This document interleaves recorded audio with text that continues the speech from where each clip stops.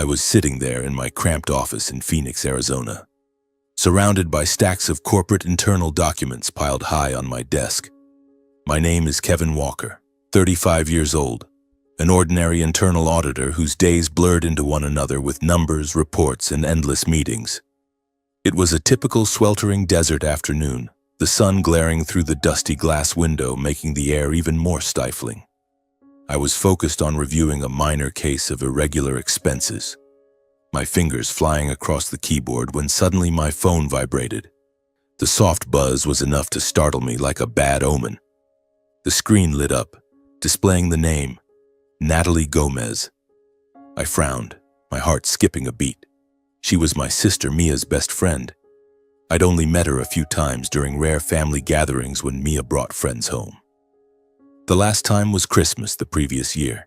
We'd exchanged polite small talk, awkward smiles about the weather and the food. We'd never even swapped phone numbers, let alone texted or called. Why was she messaging me? I wondered, picking up the phone, a vague unease rising in my chest. Maybe a wrong number, or something Mia asked her to pass on. I swiped into the messages and the world around me seemed to freeze. The fragmented lines hit me like a punch to the chest. Kevin, it's Natalie, Mia's friend. I don't know how to explain this, but Mia was kicked out of her husband's house a few days ago, along with Leo. I thought you should know. My heart stopped. Mia kicked out of her husband's house? My little sister, the one who had always been the family's pride, now thrown out with her 3-year-old son? Leo, the poor boy with intellectual developmental delays. It couldn't be true. I read it over and over, hoping it was a cruel joke or a misunderstanding. Even though I'd only met her a few times, I knew Natalie wasn't the type for that. She'd been Mia's best friend since college, always discreet and reliable. Why would she send something like this? My hands trembled slightly as I immediately called her back. The phone rang a few times before Natalie's voice came through, anxious and hurried. You read the message?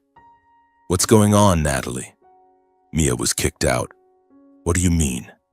Tell me everything. My voice shook, but I tried to stay calm, not wanting to alarm her. The office around me buzzed with activity, colleagues laughing at the next desk. But to me, everything felt hazy. Natalie sighed, her voice lowering as if afraid someone might overhear. It's true, Kevin.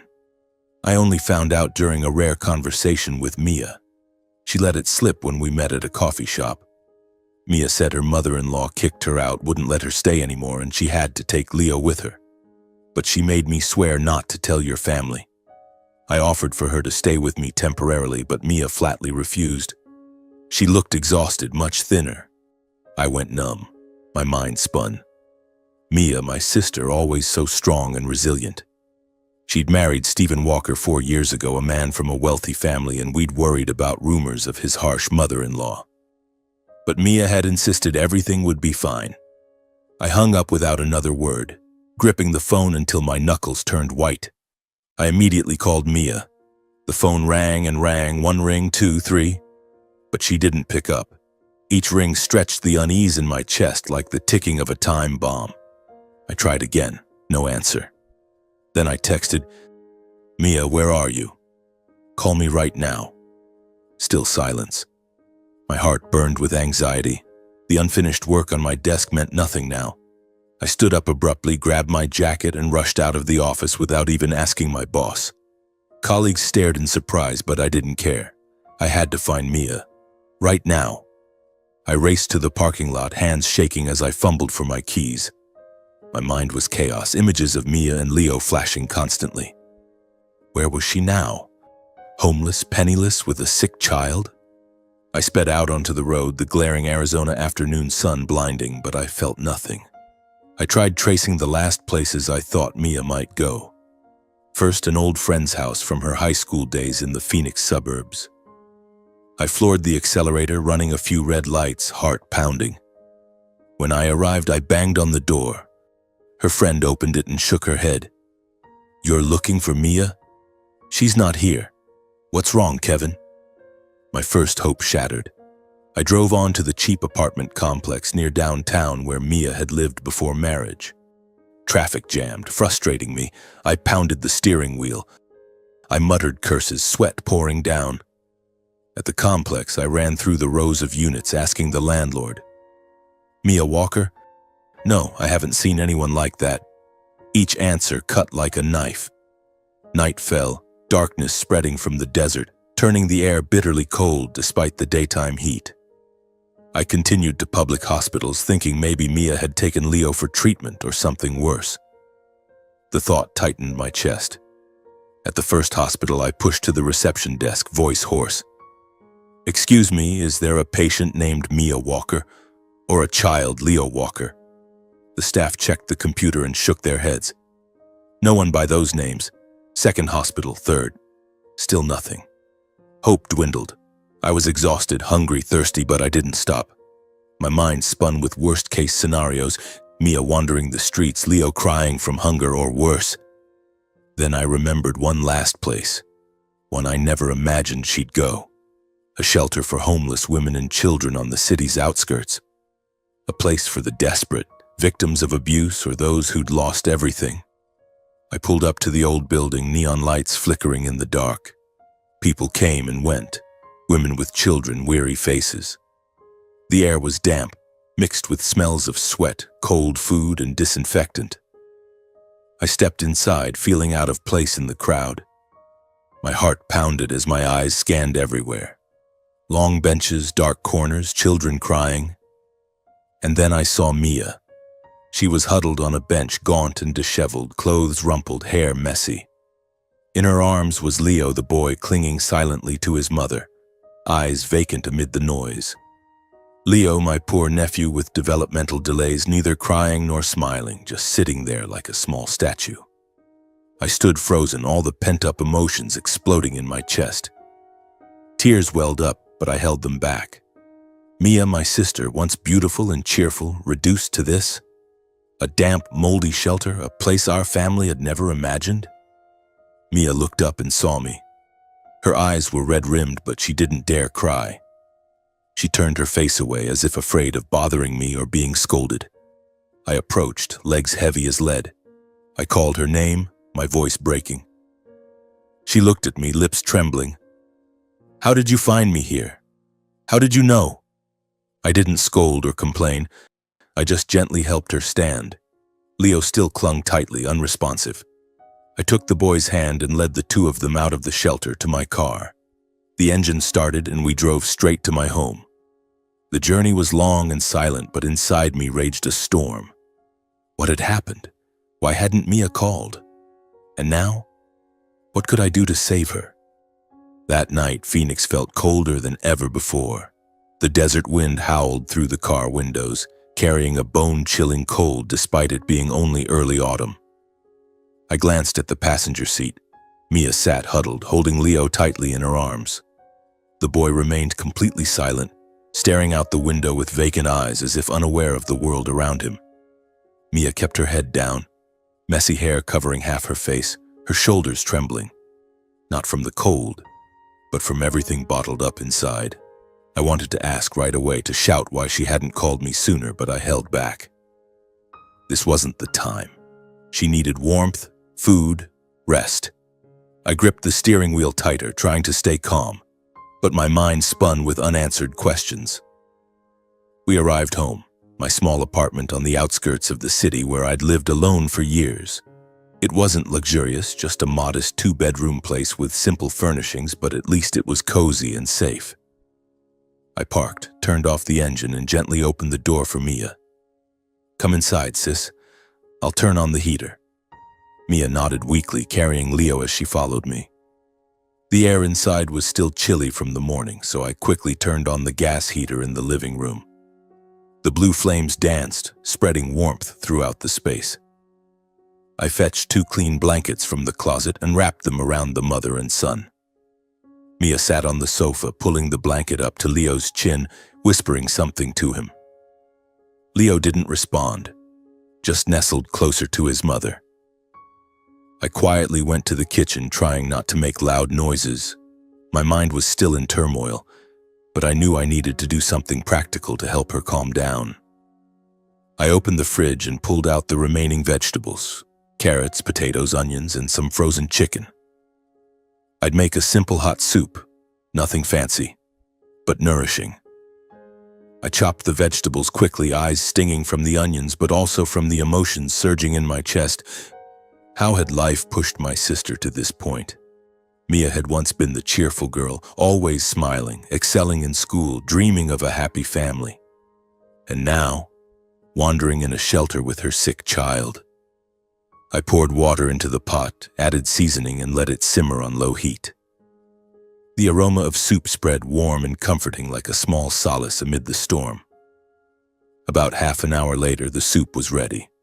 I ladled it into 2 large bowls, added toasted bread, and brought it to the living room. "Eat up, sis, it's hot." Mia looked up, eyes red, but nodded in thanks. Leo sat beside her, tiny hands holding a spoon, but Mia had to feed him. They ate heartily, almost without pausing. Mia took big spoonfuls. Leo gulped down the soft potato pieces. The way they ate suggested they hadn't had a proper meal in days, sunken cheeks, eyes lighting up just from feeling full. I sat across from them, watching silently, my heart twisting in pain. A mix of shock and sorrow so intense it was hard to breathe.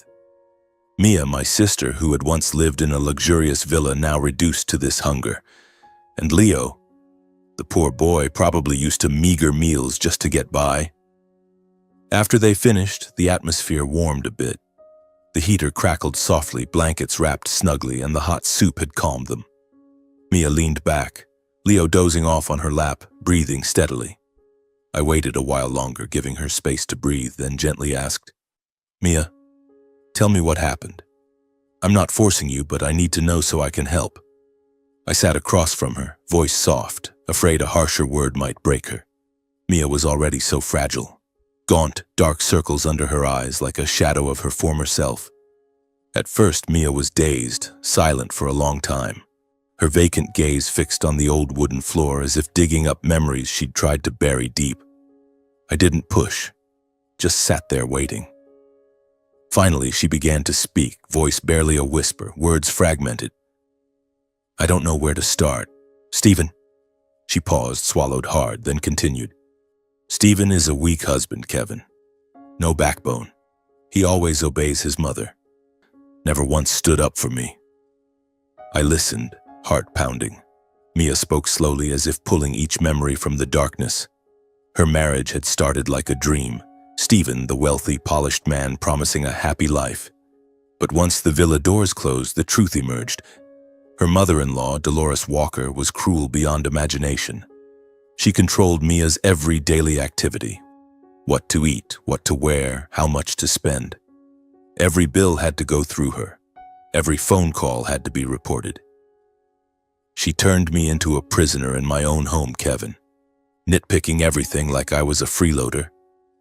Then Leo was born, premature, with intellectual developmental delays, not speaking, not responding quickly like normal children. That's when hell truly began. Dolores blamed Mia, screaming in her face, "You don't know how to give birth. This child is your mistake." She saw Leo as a burden, a stain on the wealthy family's reputation. The cruelty escalated. Mia was forced to work like a maid in that luxurious villa, cleaning, cooking, laundry from dawn to dusk. No going out, no meeting friends, no calling family. I lived in isolation, Kevin, surrounded by gilded walls, but it was a prison. My husband saw everything, but he never intervened, just bowed his head to his mother. I clenched my fists, struggling to contain my anger. Mia continued, voice trembling. She even brought a young woman into the house, some Carla, hinting at replacing me to bear a child that suited her. She called me useless, unable to produce a healthy son. Day after day, she wore me down. I was exhausted, crying alone at night, but too afraid to tell anyone. And then the breaking point. Carla got pregnant. Dolores didn't hesitate. She threw Mia and Leo out. She tossed our things onto the doorstep, cut off all support. Stephen stood there, silent. Not a word in my defense. I took Leo and wandered for days, then ended up at the shelter. Hearing that, I felt a surge of rage and bitterness. Blood rushed to my head. I wanted to storm over to that villa right then and punch Stephen and Dolores. How dare they treat my sister like this? A human being, a mother, turned into a slave and discarded? Part of me wanted to blame her. Why did you endure in silence? Why not tell the family? So I had to hear it from Natalie and run around frantically searching. But all those blaming thoughts choked in my throat when I looked at Leo. The boy sat close to his mother, eyes vacant, neither crying nor reacting, just sitting there like a lost little soul. And Mia, worn out after years of physical and emotional erosion, pale skin, trembling hands holding the soup bowl. The silent tears rolling down Mia's bowed face pulled me back to old memories. I remembered it clearly, the day she decided to marry. Our family in Prescott, our parents advising. Mia, don't go into that house. Dolores is notoriously cruel and controlling. Rumors say she drove the previous daughter-in-law mad. But Mia was resolute, eyes shining. Kevin, I believe in Stephen. If I live well and endure, things will change. That naive faith now shattered. She had paid for it with her life, her health, her spirit, and Leo's future. I realized my sister had already learned her mistake the hardest way. She was bearing the heaviest consequences. No one needed to add blame. I said nothing more, just stood up and gently suggested, "Come on, sis. Let's get Leo cleaned up and rest. I'll prepare the room for you two. Put everything aside for this rare quiet night. We'll figure it out tomorrow." Mia nodded, wiping her tears, and carried Leo to the bathroom. I stood there watching them go, heart heavy. The storm inside me hadn't subsided, but now was the time to care. The road ahead was long, and I knew the real battle was just beginning. In the days that followed, Mia and Leo stayed temporarily at my place. During the day, things seemed calm, at least on the surface. Mia started cleaning the house and cooking simple meals from the groceries I bought. Leo played quietly with a few old toys I dug out from the garage. The boy remained silent, but at least he wasn't as withdrawn as that first night. I went to work as usual, conducting internal audits, but my mind kept drifting to her. The office in Phoenix was still stifling with piles of paperwork and colleagues chatting, but I only nodded politely, my heart full of worry. In the evenings, we ate dinner together, making small talk about the desert weather or my job. Mia tried to smile, tried to act normal, but I could clearly see the pain still haunting her. But every night when the house grew quiet, I lay awake, tormented. Sleeping on the sofa, since I'd given the bedroom to the mother and son, I couldn't fall asleep. Images of Mia's story replayed in my mind like a never-ending horror film. The Walker family villa, once called her home, now appeared in my thoughts as a gilded prison. Dolores with her fake smile, Stephen bowing cowardly, and Mia, my sister, tormented day after day. How had she endured it alone? Why hadn't she called me? Those questions gnawed at my heart, making me toss and turn, sweating profusely even after turning off the heater. The initial feeling of helplessness, like a stone weighing me down, gradually turned into resolve. I couldn't pretend this had never happened.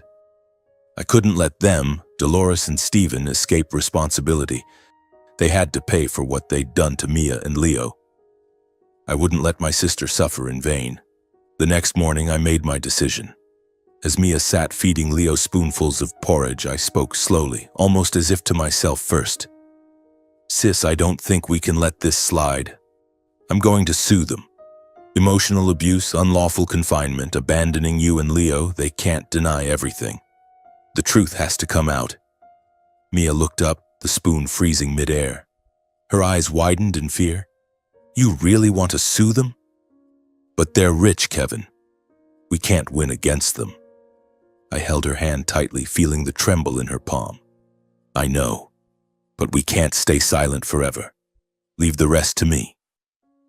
That very day, I filed the lawsuit and contacted a lawyer I knew through a colleague. He wasn't famous or top tier, but he was straightforward, dedicated, and his fees were within my means. We agreed to charge Mia's in-laws with emotional abuse, unlawful confinement, and abandonment of the mother and child. In my mind then, I held a simple, almost naive belief. the court would see the truth. How could it not? Mia was the victim, and Leo, that poor boy, was living proof.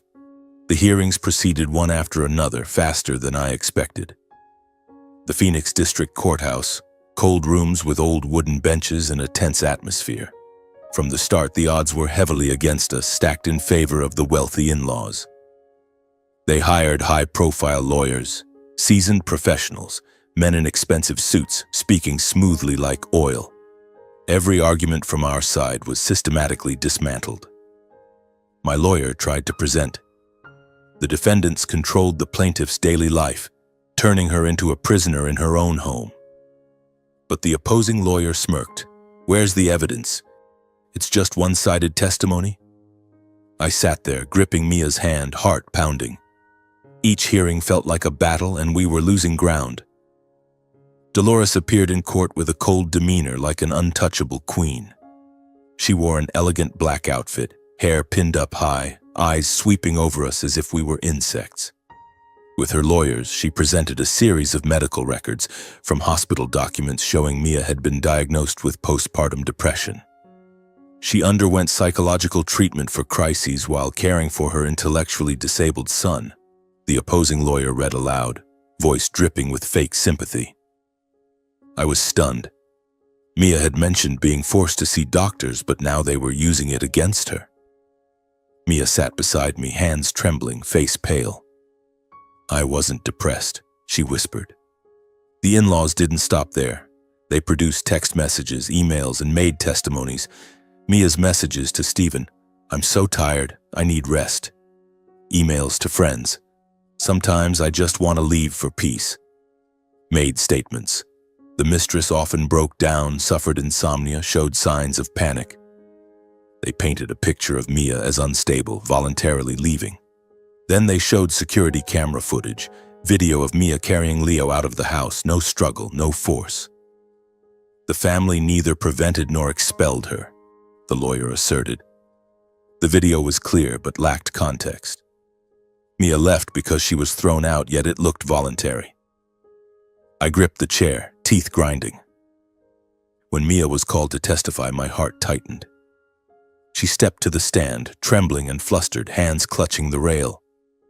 The opposing lawyer bombarded her with sharp questions. Did you ever say you wanted to leave? Were you depressed? Why didn't you call the police right away? Mia stammered, her account fragmented and incoherent. I was controlled. She threw me out. But her voice was small, eyes averted, not convincing enough. The judge frowned. The jury whispered.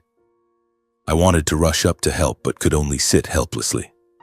Mia stepped down, sobbing in my arms. I'm sorry, Kevin, I couldn't do it. And Stephen, the cowardly husband. He stood in the courtroom, neither denying nor defending his wife. Silent before every accusation, completely submissive under his mother's guidance. Dolores sat behind, eyes sharp, signaling him. Stephen bowed his head, stammering, I don't know anything. Not a word to protect Mia, not a glance at Leo. I looked at him, filled with contempt. How could he? That was his wife and child. The trial dragged on, tense as a drawn bowstring. Finally, the court delivered the verdict. The judge read it in an even tone. There is insufficient evidence to prove the plaintiff was expelled. The evidence suggests she left voluntarily during a period of mental instability. We lost the case completely. No favorable ruling for Mia and Leo. No compensation, no custody rights, nothing. The courtroom fell silent, then murmurs rose. Dolores smiled triumphantly. Stephen avoided eye contact. I stood quietly, leading Mia out, hand tightly holding hers. My heart felt like lead. Justice hadn't sided with us, at least not this time. The truth wouldn't protect itself if I didn't find another way. Outside the court, the desert wind blew bitterly cold, but the anger inside me burned hotter than ever. The fight wasn't over. It had only suffered its first defeat. After the courtroom defeat, the real dread finally crashed in, like an undercurrent sweeping away everything I had built. Bills began arriving in waves, court fees, lawyer costs, and all the miscellaneous expenses from the prolonged hearings. I sat at the kitchen table, opening each envelope, my heart tightening at the figures. The savings I had accumulated over years from overtime shifts, skipped summer vacations, foregoing unnecessary purchases, were now nearly depleted. In just a few weeks, my bank account dropped from 6 figures to 3, then 2. I stared at the computer screen, the red numbers glaring, and wondered, what do I do now? The office remained the same, but every day coming home felt like carrying an invisible burden, pressing on my shoulders until it was hard to breathe. At the same time, I had to cover all living expenses for Mia and Leo. My small apartment now felt cramped with 3 people, and costs skyrocketed. Electricity, because the heater ran all night to keep Leo warm. Water, because Mia bathed daily to maintain hygiene for the boy. Gas, for driving Mia to interviews or taking Leo to regular doctor checkups. Groceries, no longer simple meals for one, now special milk for Leo, fresh vegetables for Mia to regain strength. And countless small things. Medicine, replacement clothes for Mia since she'd only brought a few worn outfits from the shelter. Expenses mounted daily like a money-eating monster. I had to tighten spending, calculating every bill at month's end. Sitting at the table, my notebook filled with figures. Electricity, $150. Water, $80. Groceries, $400. Gas, $100. I cut out morning coffee runs, brewing at home instead. Each grocery checkout, I stood tense, heart pounding, hoping my card wouldn't be declined. The small pleasures that once relieved stress were gradually eliminated, and life narrowed to just work, home, and endless worries. Before, weekends meant fishing at a lake near Phoenix or movies with friends. Now, no. The fishing rod gathered dust in the garage. I declined invitations. Sorry, I'm busy with family stuff. Instead, days blurred into sameness. Wake early to cook breakfast, play with Leo a bit, then rush to the office. Evenings. Help Mia clean, care for Leo. Late nights. Budgeting. Life felt like an endless loop, no escape. I looked in the mirror, dark circles, stubbly beard, and wondered, how much longer can I hold on? The anger from court still smoldered, now mixed with fear of running out of money, of Mia and Leo suffering more. Once her mental state stabilized a bit, Mia didn't want to remain a burden. She proactively job hunted to contribute, and I was truly proud of her for it. Mia printed resumes, dressed in her old but neatly ironed clothes, and quietly scoured Phoenix. Before leaving, she looked at me and said softly but firmly, "Kevin, I'll find something." For the first time in ages, I saw a spark in her eyes, fragile but hopeful. But reality was harsh. She faced constant rejections due to lack of recent experience after years as a housewife, long employment gaps, and caring for a child with special needs.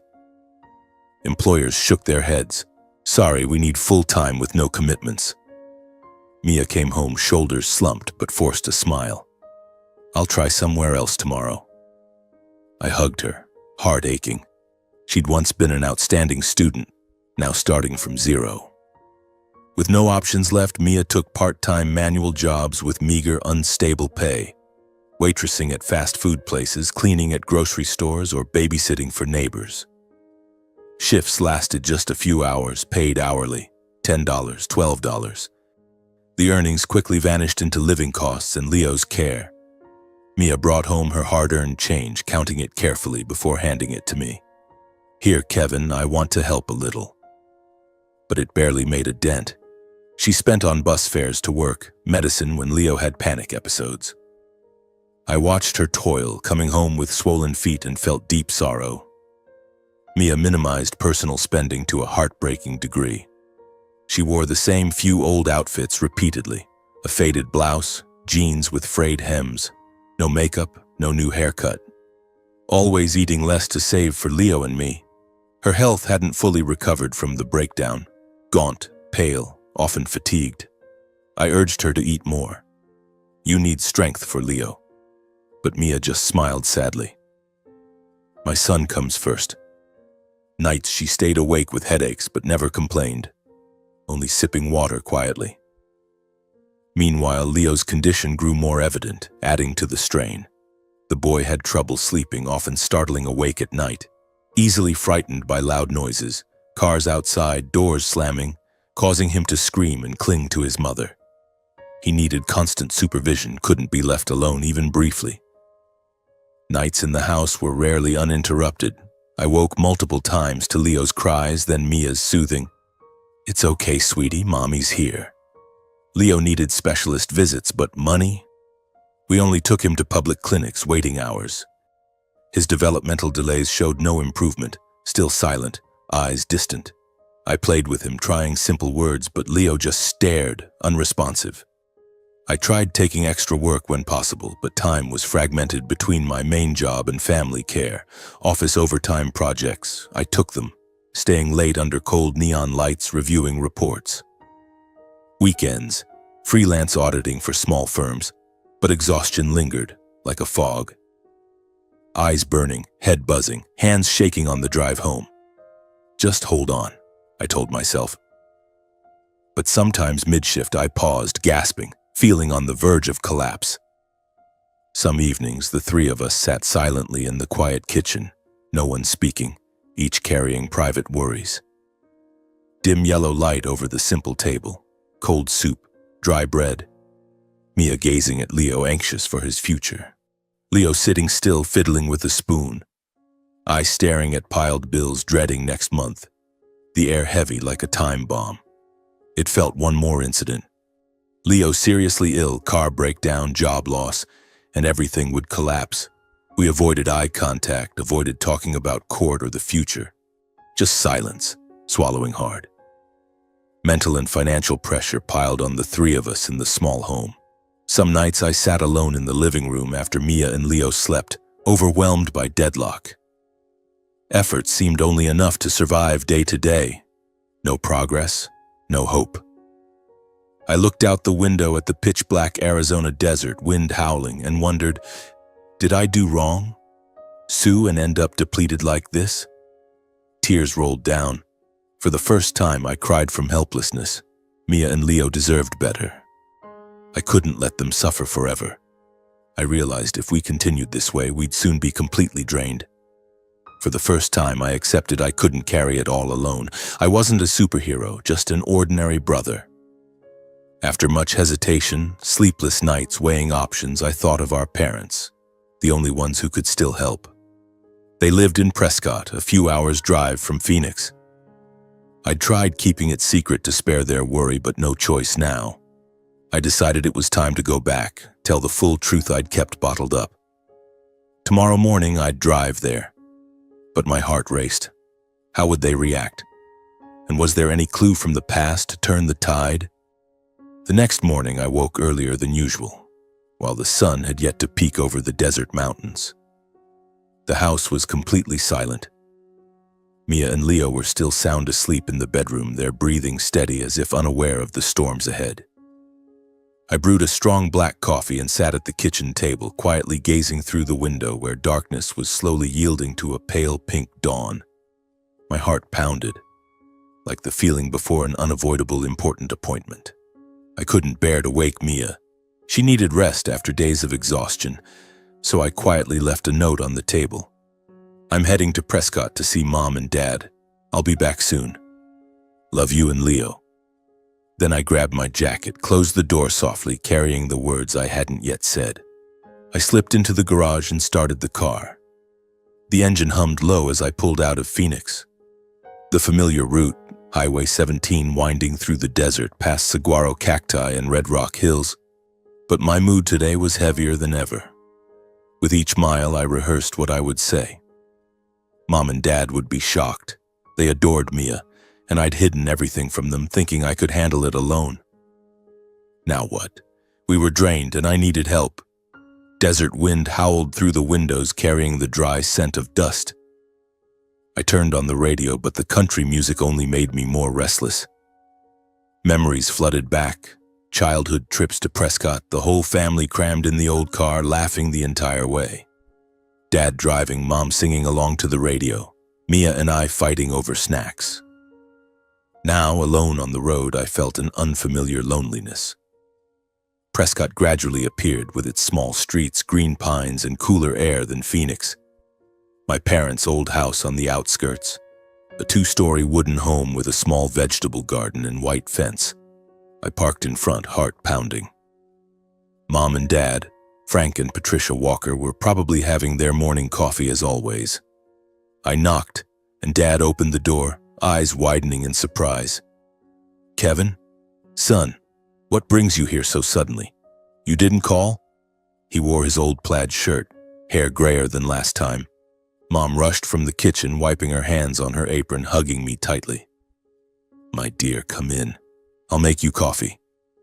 They welcomed me with surprise mixed with joy, but after a few brief questions, "How's work? You look tired?" They sensed something serious. My face must have given it away. Dark circles, forced smile. We sat in the living room, surrounded by family photos on the walls, and I took a deep breath before starting. I told them everything from beginning to end, holding nothing back. Starting with Natalie's message, how I found Mia and Leo at the shelter, gaunt, huddled among the weary crowd. She was kicked out of her husband's house, Mom and Dad, with Leo so young. My voice trembled describing the scene. The smell of disinfectant and cold food still haunted me. Then life at my place. Mia recounting her hellish years with weak-willed Stephen and cruel Dolores.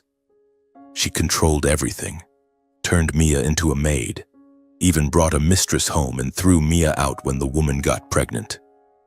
Mom and Dad sat frozen, faces paling.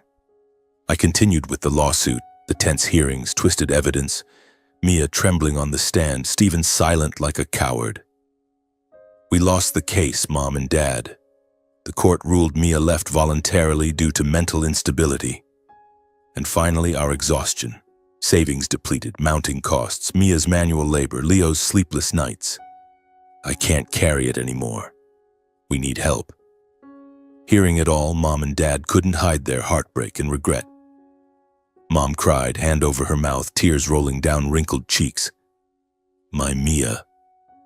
How did she endure alone?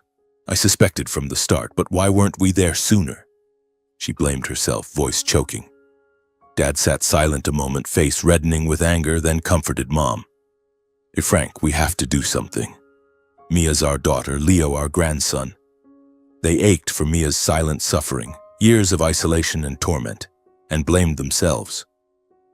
Dad shook his head. We should have intervened earlier.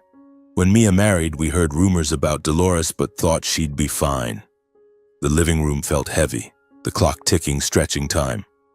I sat there, heart lighter for having spoken, but still anxious, awaiting their response. Without hesitation, Mom and Dad said they were ready to help financially so I could continue supporting Mia and Leo through this hardship. Dad patted my shoulder. Son, we have savings. We're old. We won't use it all. Spend it on Mia and Leo. Mom nodded. I'll transfer it right away. And if needed, they can stay here temporarily. My heart warmed, as if a weight had been partially lifted. They didn't blame me for hiding it, only worried for my sister. We discussed details, how much money, how to send it, plans for Leo's care. Dad suggested bringing the boy to Prescott for a familiar doctor. Mom offered to cook and send food to Phoenix.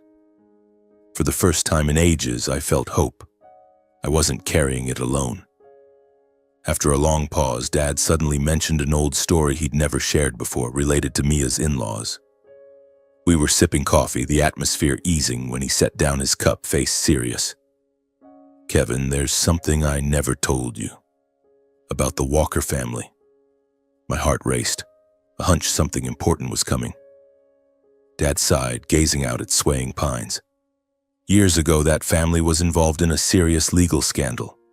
Sued for fraud and asset misappropriation in business dealings. Dad spoke slowly, dredging up old memories. The Walker Company, a real estate and investment firm, had been accused of defrauding clients. They promised high returns, used vague contracts, then seized money during disputes. A group of clients sued for large compensation. The case never reached a public conclusion because they settled with a huge sum, paying off plaintiffs' out-of-court deals, burying the whole affair until it faded into obscurity. Media covered it little. They had connections. Business circles whispered, then went quiet. Frank said he knew through old contacts in the industry. He'd driven trucks for big companies, knew many people. I heard from an old friend at the county court, but I stayed silent. The case was closed, no clear evidence left. And I didn't want to affect Mia's marriage before it started. She loved Stephen. I feared it would ruin her happiness. Dad looked at me, eyes full of regret. Now I regret it. If I'd spoken up, maybe Mia wouldn't have suffered like this. I was stunned, as if struck by lightning, realizing Mia's in-laws weren't just cruel personally, tormenting my sister, abandoning Leo, but had a shady legal and ethical past. Dolores wasn't just a vicious mother-in-law, she was a manipulator using money to cover crimes. Stephen surely knew, but stayed silent as always. My mind reeled. This old scandal explained why they so easily twisted evidence in court.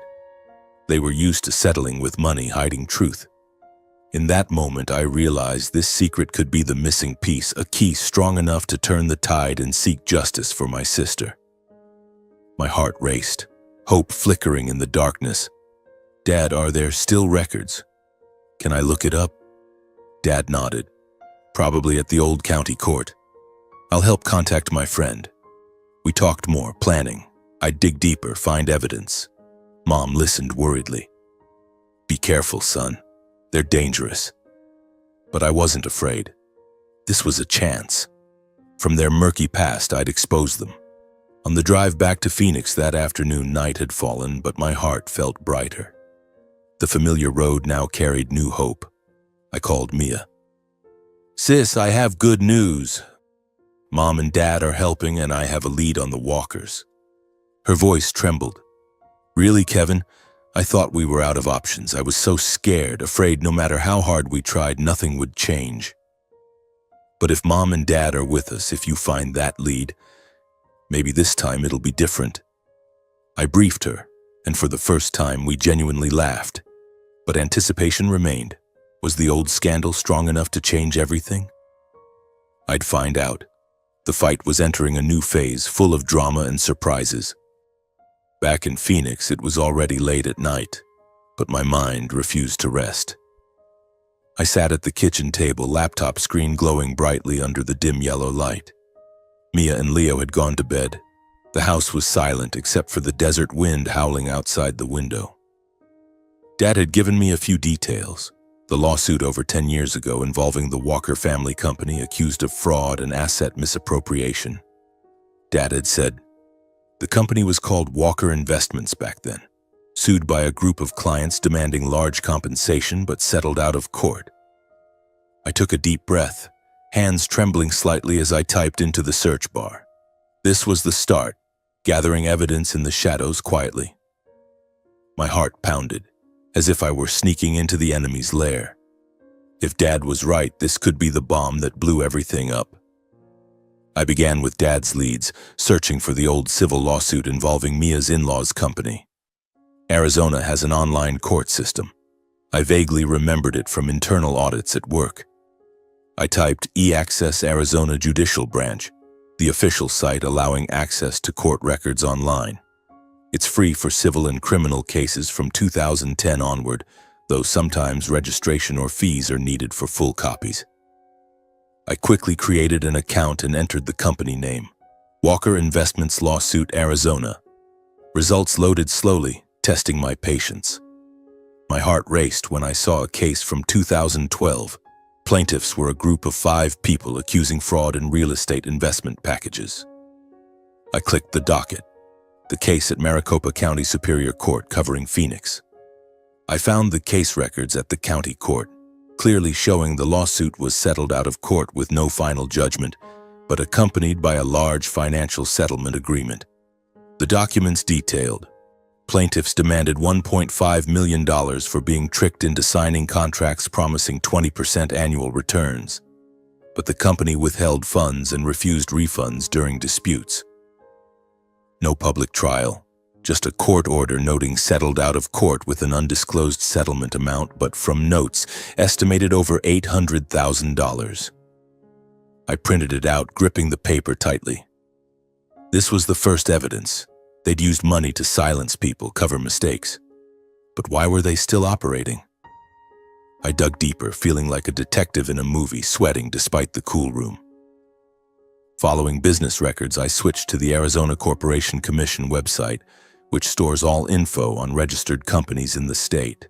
Searching Walker Investments revealed the history. The sued company changed its legal entity shortly after the settlement in 2014 to Elite Capital Partners, LLC. Leadership remained the same, Dolores Walker as chairman, Stephen as vice president. They just changed the shell, kept the core, continuing operations under a new name but with the same leaders. I downloaded the registration documents, noting the headquarters address still in Phoenix, just a few blocks from their villa. Anger boiled inside me. They thought a name change erased the past? No way. This was a clear link, a red thread from past to present. I didn't stop there. I obtained current contracts from the new company and noticed the same vague clauses from the old lawsuit. To get contracts, I had to be clever, couldn't call directly, risking suspicion. I posed as a potential investor, created a new email, and contacted via Elite Capital Partners website. They sent sample contracts, advertising safe investments with high returns. I read carefully, heart racing. The contracts showed the company selling investment packages with promised returns and refunds, but buried unfavorable clauses to impose fees and retain client money during disputes. For example, promised 15 to 25% annual returns, but with a flexible management fee up to 10%. Plus dispute resolution clauses favoring the company, limiting client lawsuit rights. In disputes, all invested money was held for investigation with no refund commitment. Comparing to the old lawsuit records, I saw they'd used nearly identical clauses to withhold client money, then called it a different name, dispute processing fee. The contract structure was almost identical, just rephrased to avoid detection. The excitement built, like assembling a puzzle with the final piece emerging. I contacted some current disputing clients, gathering emails, invoices, and confirmed damage complaints. How to find them? I searched forums like Reddit and Better Business Bureau, typing Elite Capital Partners Complaints Arizona. Results showed a few posts from dissatisfied clients. I messaged them privately, introducing myself as acquainted with a similar victim, promising anonymity. Soon 3 responded. A retired elderly man who lost nearly $50,000, his life savings. A young newlywed couple who lost their modest house down payment. They sent scanned emails, investment invoices, contracts, and refusal letters citing clause violations. It was clear. Initial promises one way, later handling completely different, causing undeniable financial harm. The elderly man added bitterly, "They said if no returns, full refund, but when I demanded, they deducted all sorts of fees, barely anything left." I saved everything, organizing into a dedicated folder. Inside, a strange feeling, excitement at having what I needed, anger at how many had fallen into the same trap as my sister. Placing new contracts beside the old lawsuit records, I immediately spotted anomalies, clause structures nearly identical. I printed everything, spread across the kitchen table, comparing line by line. In the old case, 15% dispute processing fee. In new contracts, renamed internal investigation fee, ranging 12 to 18%. Same essence, different name.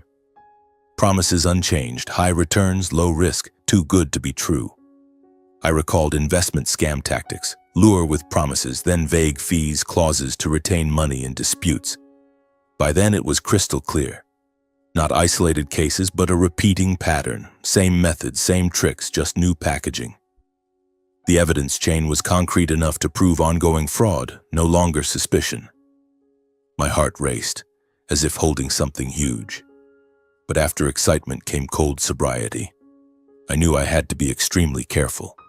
If they discovered my digging into their past, they'd surely strike back.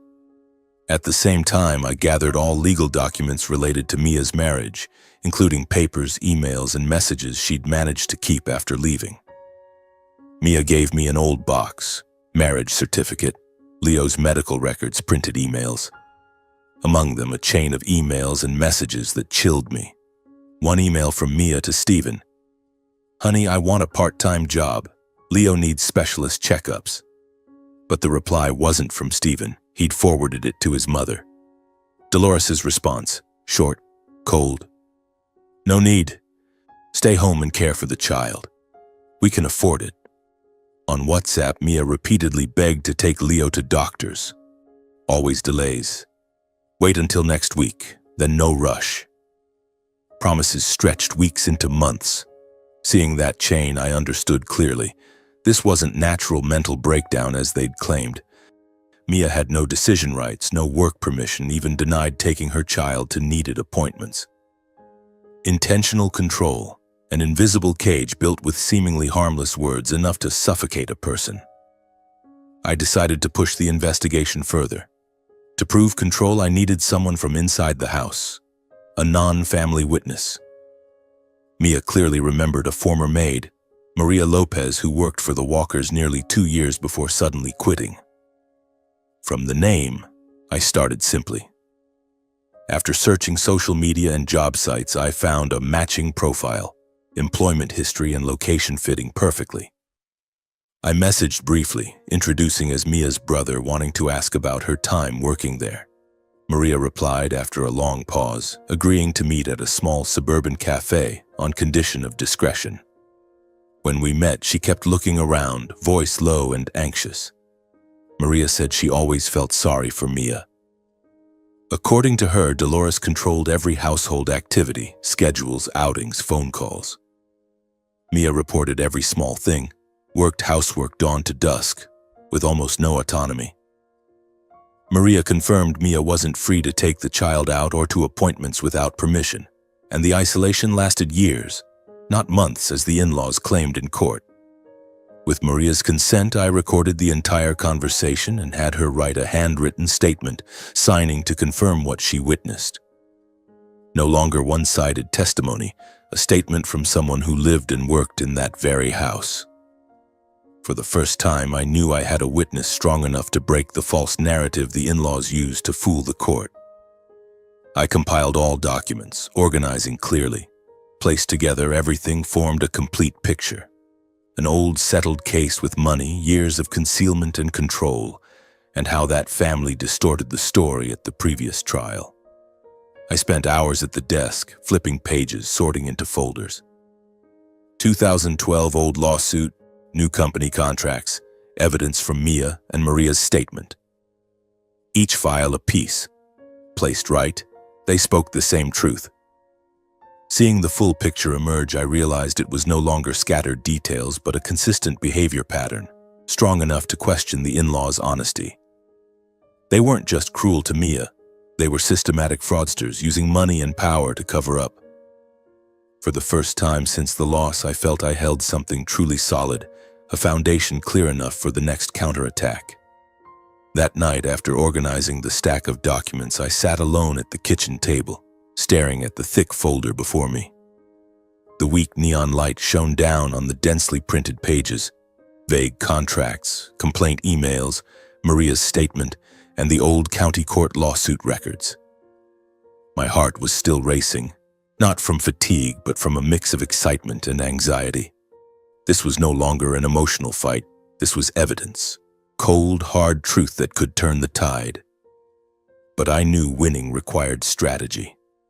The next morning, I took the entire folder to a new lawyer, not the old acquaintance who'd lost the previous case, but a more experienced one specializing in business fraud and domestic abuse. I found him through Dad's introduction, an old contact in Phoenix's legal circles. The lawyer's office was in downtown, a modern glass building with a cold, professional atmosphere. Mr. James Harlan, around 50, salt and pepper hair, sharp eyes behind gold-rimmed glasses, listened as I presented. I spread the documents on the table and explained from the beginning. The 2012 old lawsuit, how the company changed names to cover up, new contracts repeating the fraud pattern, and the link to how they controlled Mia. This is a pattern, sir. Not just emotional abuse, they're engaged in systematic fraud.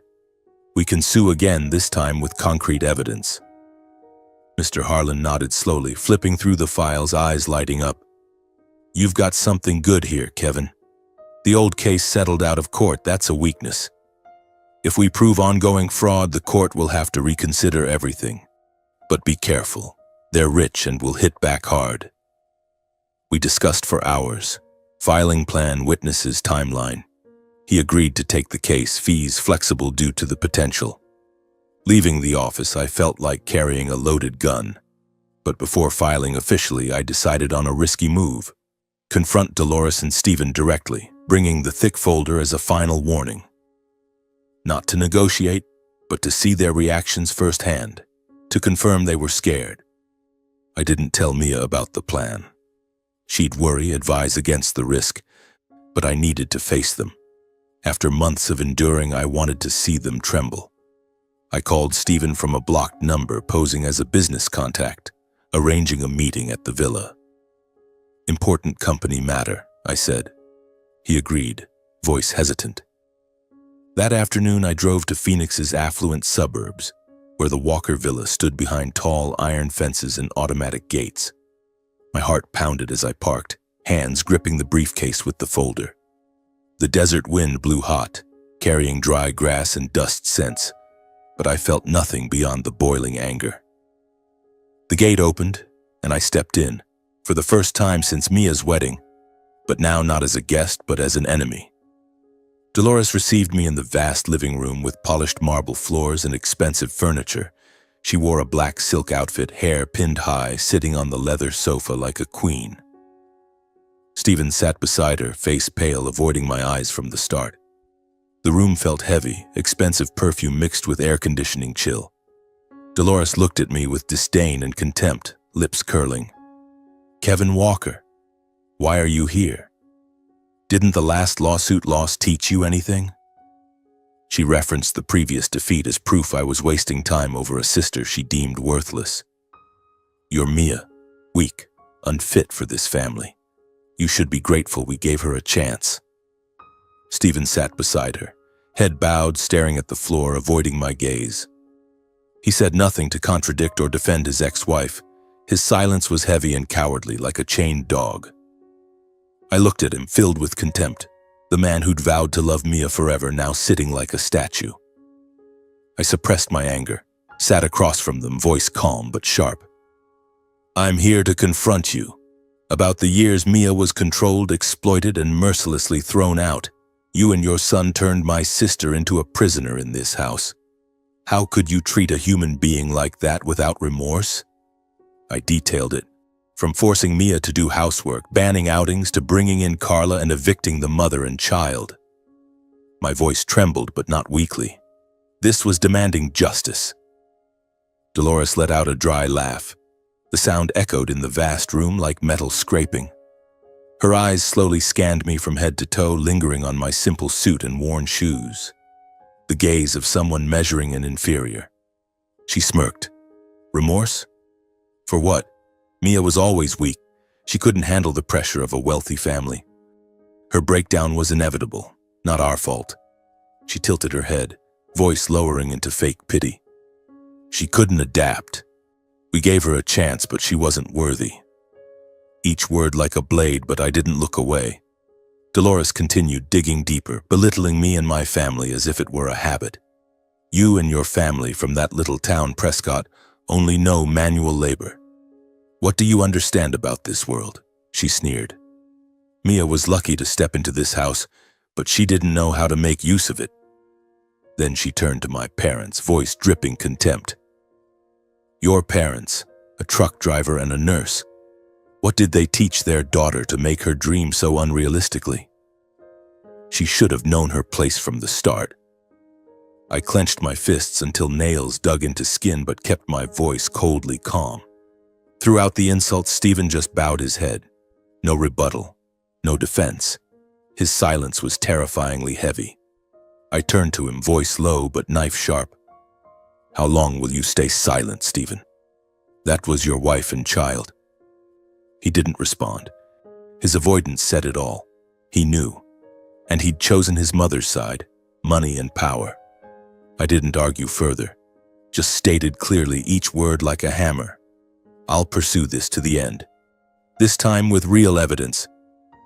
You won't cover it up anymore. Dolores laughed again, challengingly. See what you can do. We won once, and we'll win again. I said no more. Just placed the thick folder on the table. The top page visible. The 2012 lawsuit records, Walker Investments in bold. Below, new elite capital contracts, then client complaints list. Dolores's face changed instantly. The smile vanished. She flipped through, hands visibly shaking. What is this? How do you have these? Her voice rushed. There must be a misunderstanding. We can talk privately. No need to make it big. She turned to offering Mia's return, promising to care for Leo, voice falsely sweet. Stephen finally looked up, first time meeting my eyes full of fear. I knew they were scared. Scared of the past exposed, scared of the company collapsing. I stood, voice resolute. Too late. You'll answer in court. I turned and left. Behind me, Dolores shouted venomous words. Stephen remained utterly silent. Stepping out the gate, desert wind whipped my face. But this time, I felt lighter than ever.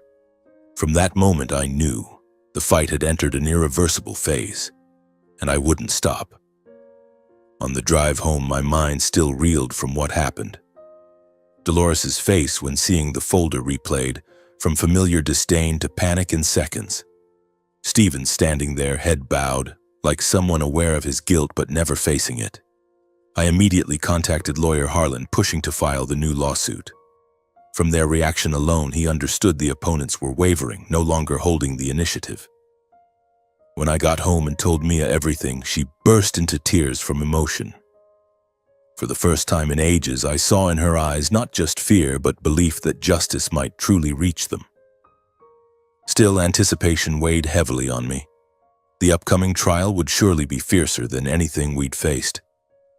That night, I lay awake long, thinking about the road ahead. The confrontation wasn't just a warning, it was the fuse for the gathering storm. In the days following the confrontation at the Walker Villa, Mr. Harlan and I worked tirelessly. We officially filed a new lawsuit at the Phoenix District Court, this time based on a concrete chain of evidence regarding the systematic fraud by Mia's in-laws' family company. No longer vague accusations, we had the 2012 old lawsuit records, proof of the company name change to cover up, new vague contracts repeating the fraudulent pattern, and statements from harmed clients.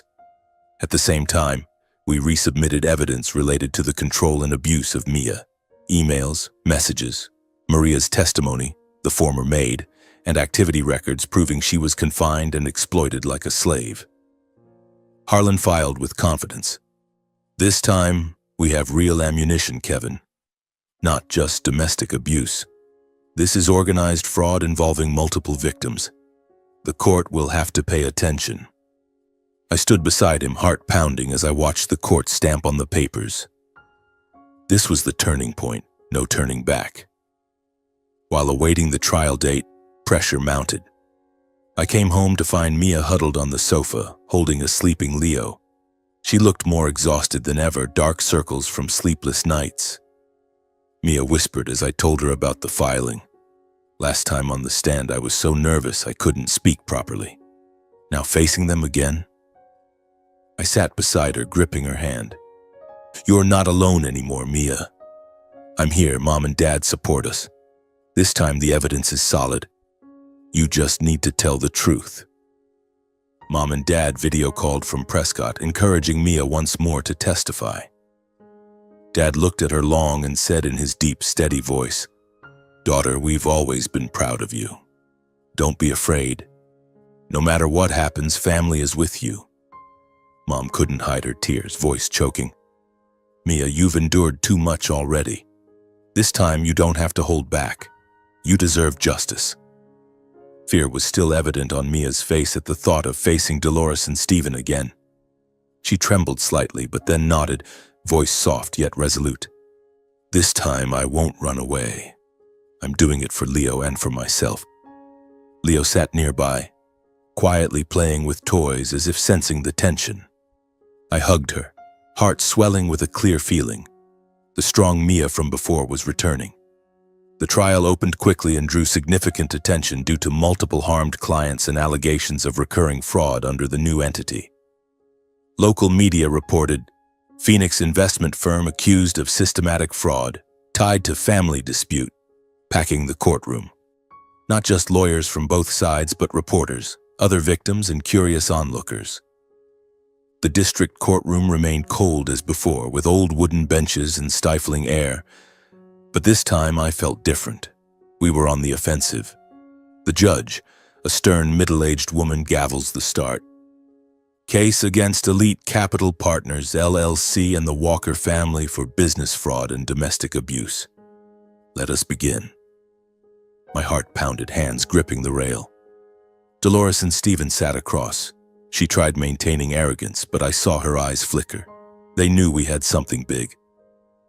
In court, financial evidence, contracts, and legal records were presented clearly, showing a fraudulent pattern spanning years. No longer isolated disputes. Harlan stood first, voice resounding. Your Honor, this is no accident. This is a system. From the 2012 Walker Investments lawsuit settled with large payments to today's Elite Capital, with identical vague contracts. He projected slides, old and new contracts side by side, flexible fee and dispute retention clauses highlighted in red. The jury murmured, the judge frowned, taking notes. I sat watching, tense, recalling sleepless nights comparing documents. Opposing counsel tried rebutting. This is historical speculation, but Harlan countered, not speculation, concrete evidence from county court. Then clients testified one by one, confirming false promises, forced unfavorable contracts, and specific financial losses, crumbling the defendant's arguments. The retired elderly man, losing $50,000, stepped up, voice trembling. They promised 20% returns, but when I demanded endless fees deducted, I lost my life savings. The young couple recounted, we signed trusting ads, but money withheld, no refunds. Harlan presented invoices, emails, ironclad proof. Jury nodded. Dolores across the room paled, whispering to her lawyer. The courtroom heated, murmurs spread. I glanced at Mia beside me. She gripped my hand. Kevin, they're losing. I nodded, but heart still raced. Not over yet. Regarding Mia's treatment, emails, messages, former maid's testimony, and activity records were presented, proving tight control and lack of autonomy as the in-laws had claimed. Harlan called Maria. She stepped forward, voice firm. Mrs. Dolores controlled everything. No outings, housework, dawn to dusk. I saw her cry many times. Then Mia's emails and messages were shown, revealing repeated denials of taking Leo to doctors, Stephen silently forwarding everything to his mother without intervening. The courtroom fell silent as the jury followed details. Maria confirmed, calmly stating she witnessed Mia's control and repeated delays in child medical care. Opposing counsel tried questioning testimony authenticity, but Harlan presented Leo's medical records showing unusually delayed visits. The evidence chain left rebuttals stalled. No room for denial. Faced with the chain of evidence, the in-laws' rebuttals crumbled one by one. Old arguments collapsed before documents and witnesses. Their lawyer reused the video of Mia leaving. She left voluntarily, no force. But Harlan countered, because thrown out, pushed beyond endurance. This proves control, not voluntary. Dolores repeatedly objected from the defendant's seat, voice shrill. This is slander. We're being framed. She tried maintaining control, standing and pointing at us, face flushed, but her demeanor revealed panic, hands shaking, eyes darting. The judge gavels. Defendant, order. The courtroom tense as a bowstring, everyone held breath. I looked at Dolores, heart satisfied. She was losing control like Mia once had. The turning point came when Stephen unexpectedly admitted everything, from knowing the company's fraud to silently enabling his mother's treatment of Mia. Harlan called him as a defense witness, but Stephen, face ashen, stammered, I admit it. The company defrauded clients. I knew everything. My mother orchestrated it. I followed her. The courtroom erupted. Judge gavels. Stephen continued, With Mia, I stayed silent as Mother controlled her, threw her out. I was cowardly, didn't protect my wife and child. His admission stunned Dolores. She stood abruptly. "Stephen, are you insane? Why throw yourself in?" Unexpectedly, the always obedient son became the direct accuser, shattering her final defense. Jury murmured, opposing lawyer pale. I sat stunned, never expected the coward to flip. Mia cried beside me. "Kevin, he admitted it." After that, events moved quickly. The court ruled the in-laws committed organized fraud, sentencing Dolores to 12 years as mastermind, Stephen to 6 years as accomplice, dissolving the company and freezing all assets for victim compensation. The judge read solemnly. Defendant Dolores Walker, 12 years imprisonment, mastermind role. Stephen Walker, 6 years accomplice. Elite capital dissolved, assets frozen for compensation. The courtroom erupted in applause from victims. Dolores led away, face twisted, cursing, "Injustice!" Stephen head bowed, eyes on no one. For Mia, the court fully overturned the prior ruling, recognizing her as a victim of control and abuse, granting absolute custody of Leo, permanent no-contact order against the in-laws, and separate civil compensation for mother and child's livelihood. Plaintiff Mia Walker recognized as victim, absolute Leo custody, permanent no contact from defendants. Compensation $500,000. Mia hugged me, sobbing uncontrollably.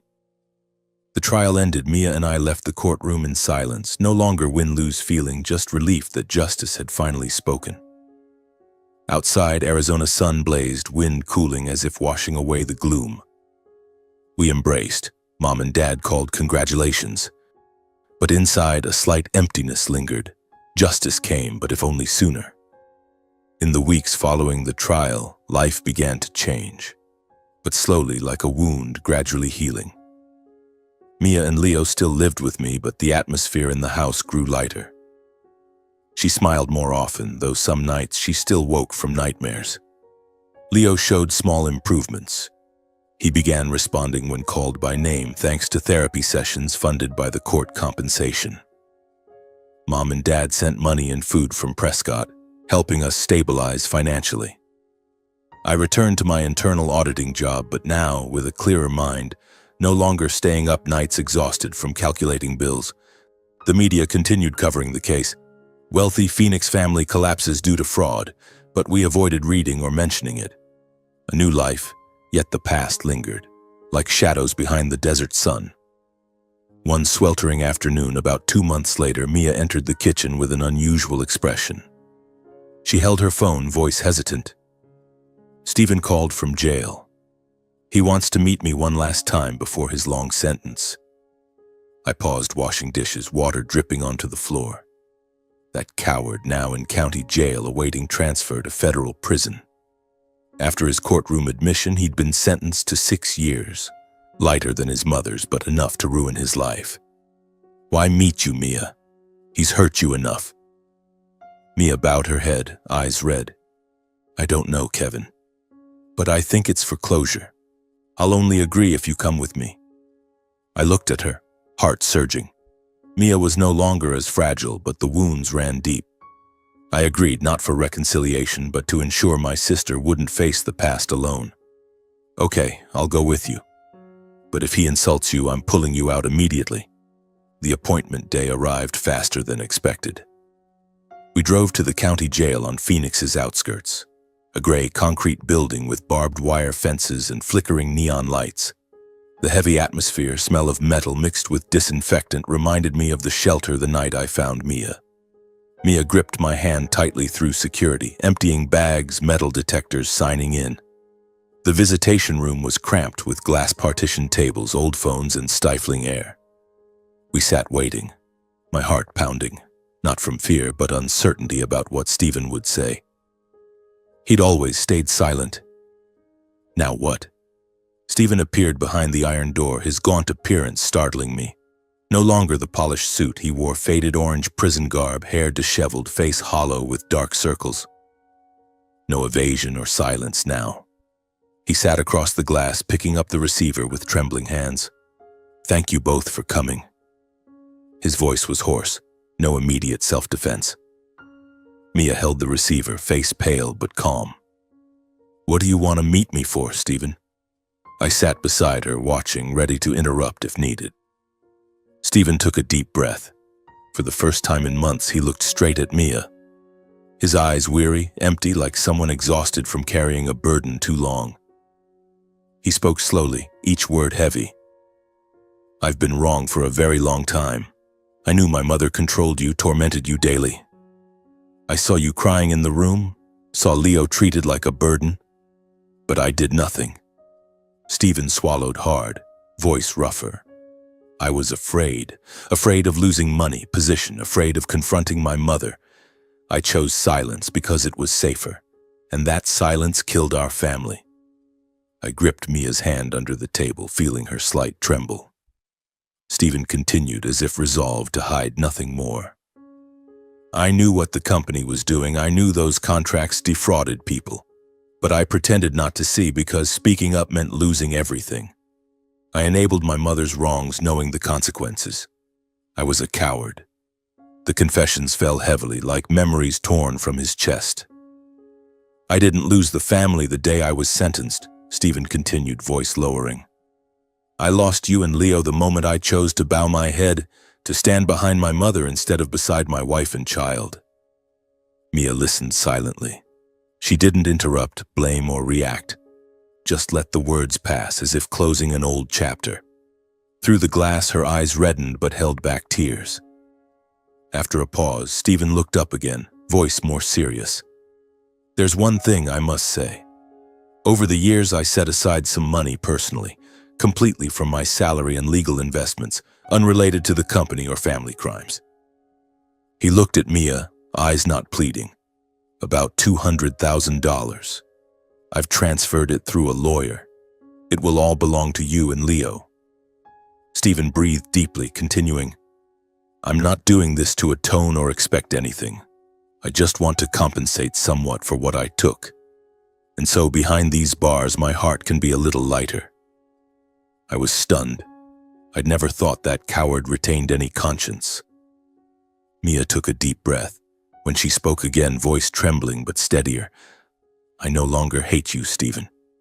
Not because what you did is forgivable. You destroyed my and Leo's lives." She paused, then continued, "But you've paid with your freedom and life. Seeing you here so worn, for me that's enough." Mia wiped tears, eyes unusually calm.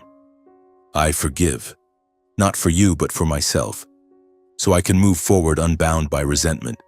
Leo and I will live well without looking back." Those words closed everything. Stephen nodded, tears rolling. "Thank you. I only wish you and Leo happiness." The visit ended. Stephen led away, hunched figure disappearing behind the iron door. We sat a moment longer, silent, knowing some wounds can't erase, but finally they'd closed. Mia and I left the jail in silence, not looking back, knowing the past was sealed behind that iron door. On the drive home, Arizona afternoon sun softened, wind carrying familiar dust scent. Mia leaned on the seat, gazing out. "After this talk, I feel so much lighter. No more anger." I gripped the wheel, heart warm. "You're strong, Mia. Now let's look forward." But inside, some anticipation lingered. Was the money truly clean? We checked through the lawyer. It was legal. That was the final turning point, helping Mia gain independence. That night back home, Mia hugged Leo tightly and soon fell asleep. I sat alone in the kitchen, letting thoughts return to the afternoon meeting. Stephen's image clear in my mind, gaunt, hollow face, hoarse voice, as if aged decades in short time. I recalled his confessions, especially seeing Mia cry yet turning away. I also rechecked documents on the money left, all clean from personal accounts, untouched by crimes. Mia cried much after the meeting, but not from pain. It was release after years suppressed. And her forgiveness wasn't for him, but herself, to move forward unbound by the past. The moment we left the prison, the heaviness in my heart gradually faded, as if a burden on the three of us for years was finally set down, closing the painful past and opening a healing journey just beginning. Sometime after the trial, With the emotional support from our parents and the financial resources from the court compensation along with the money Stephen had left behind, Mia and Leo's lives gradually stabilized. Mom and Dad called via video from Prescott every week, sending homemade food and warm words of encouragement, staying close despite the distance. The court compensation, $500,000, along with the $200,000 from Stephen, had all been thoroughly verified by lawyer Harlan, ensuring everything was completely legal and clean. The financial worries no longer weighed heavily on my shoulders as before. Previously, month ends meant sleepless nights calculating bills. Now the bank account was stable, allowing us to breathe easier. Mia invested part of the money into a savings fund for Leo, using the rest for daily living. Leo began smiling more, though still having quiet moments, but the boy was progressing, thanks to regular therapy sessions supported by the court. Mia found a stable job suited to her circumstances, a part-time administrative assistant at a small office near home. She'd been rejected many times due to resume gaps, but now with a recommendation letter from the lawyer and newfound confidence, she was hired. "It's light work, Kevin. I can drop Leo off and pick him up," Mia shared excitedly. Leo received regular checkups with specialists and joined early intervention programs for developmentally delayed children, play-based sessions learning to speak with dedicated teachers. The boy started calling his mother more clearly, responding to Mia's laughter. Small but clear improvements emerged. I took him to the park on weekends, watching Leo toddle after butterflies, my heart overflowing with joy. As things settled into a routine, the mother and son decided to rent their own apartment near mine, a step from dependence to independence, without burdening my life. Mia found a small place in the suburbs, just a 10-minute drive away. 2 bedrooms, clean kitchen, and a little yard for Leo to play. "I want to take care of myself, Kevin. I don't want to be a burden anymore," she said while signing the lease. I helped move belongings, heart mixed. Proud of her strength, but sad the house would be quieter. On moving day, Leo hugged me tightly and called me uncle. The boy said it clearly and I nearly cried. Mia smiled. "Come visit any time." My house felt emptier now, but I knew it was good. Mia was reclaiming her life. I returned to my own rhythm, resuming work, and dreams paused during the chaos. Relieved the family was standing strong. The Phoenix office remained stifling with internal documents, but now I worked more efficiently, even earning a small promotion. Team lead auditor. Old pleasures returned. Weekend fishing, reading at cafes, dreaming of the desert trip I'd postponed. Normal life is back, I thought, but filled with gratitude for Mia's stability, Leo's health, and family reunion. Through gratitude meetings and chance occasions, I gradually developed feelings for Natalie, Mia's best friend. Natalie, the one who messaged me that first day, sparking everything. It started with thank you meetings. "Thank you for telling me about Mia," I said at a cafe. She smiled, eyes bright. "I did it for Mia. She's my best friend." Then through coincidences, Leo's birthday, family outings, Natalie and I talked more. Natalie, a preschool teacher, gentle and perceptive, deeply understood Mia's trauma. We shared quiet concern for the mother and son, and closeness formed naturally. The relationship didn't come with explosive emotions, but built slowly from trust and understanding. No rush, no avoidance. One evening, after dropping Mia home, Natalie lingered. She leaned on the door, looking at me long before saying softly, sincerely, "Kevin, not everyone stays patient when things get heavy. You did more than a brother's duty." I looked at her, heart stirring. I don't think I did anything grand. I just couldn't turn away when family needed me. Natalie smiled, eyes softening. "That's what makes you different." From there, we began simple dates, desert sunset walks, old movies, sharing imperfect memories. Once, in rare silence, Natalie whispered, "I like you because you choose kindness even when it costs more." I turned to her, responding sincerely, "And I like you because you don't judge by appearances, but by who people truly are." Everything came gently, no fanfare, but deep enough for me to know. After all the storms, I could still believe in something lasting. We decided on a long-term commitment and held a simple, warm wedding with parents, Mia, Leo, relatives, neighbors, and friends present. No extravagance, but complete. The wedding in Mom and Dad's Prescott backyard under green pines with homemade food and wildflowers. Mia as bridesmaid, Leo clumsily carrying rings. Parents teared up. "Son, you deserve happiness." Natalie in a simple white dress, radiant. We exchanged vows amid applause. The party lasted late, laughter and stories shared. Watching Mia glow at the party, I recalled the journey. From despair, deadlock, to everything falling into place, and realized the value of not giving up. Mia danced with Leo. She was now strong, confident.